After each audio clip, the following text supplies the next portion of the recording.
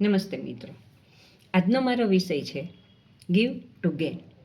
Give to gain એટલે મેળવવા માટે આપો અથવા પહેલાં આપો અને પછી મેળવો.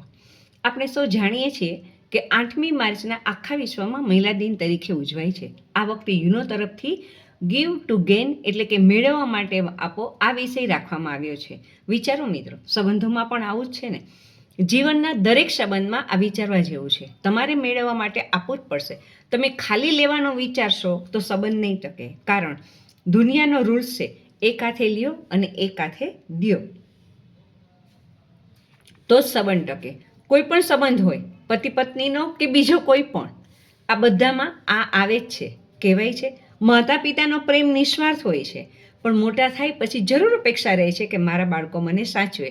અને આ અપેક્ષા ખોટી નથી, પરંતુ અહીંયાથી જ ઘર્ષણની શરૂઆત થઈ છે. સૌથી મોટી વાત, મેળવવા માટે આપો એ રૂલ્સ છે, પરંતુ પહેલાં આપો નિસ્વાર્થ ભાવે. તમને મળશે જરૂર, પણ એ જરૂરી નથી કે તમે જેને આપ્યું ત્યાંથી જ તમને મળે. હું તમને એક ઉદાહરણ આપું. તમે બેંકમાં 10,000 રૂપિયા મૂકવા જાઓ છો. તમે જો નોટ આપી છે એ તમને 2 મહિને, 5 વર્ષે કે 2 વર્ષે પૈસા પાછા મળશે, પણ એ જ નોટ પાછી નહીં મળે. કર્મચારી બદલાશે, નોટો બદલાશે, પણ પૈસા જરૂર પાછા મળશે. એવી રીતે તમારે પણ તમારો જે સંબંધ છે એ તમે કોઈને આપ્યો હશે તો તમને ગમે ત્યાંથી જરૂર મળશે. કર ભલા તો હો ભલા.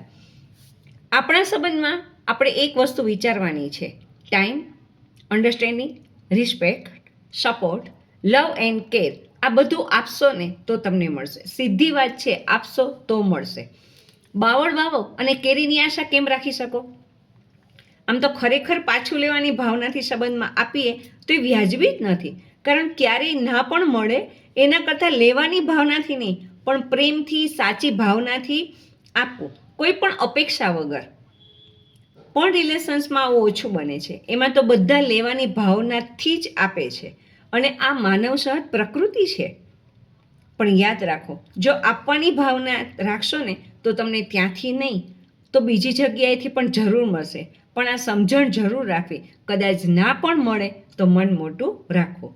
આમ તો ગીવ ટુ ગેનમાં મેળવવા માટે જ આપવાનું હોય છે, પરંતુ ઘણા રિલેશન્સ એવા હોય જેમાં તમારે ઘણી વખત ખાલી આપવાનું જ હોય છે, મેળવવાની વાત જ નથી આવતી.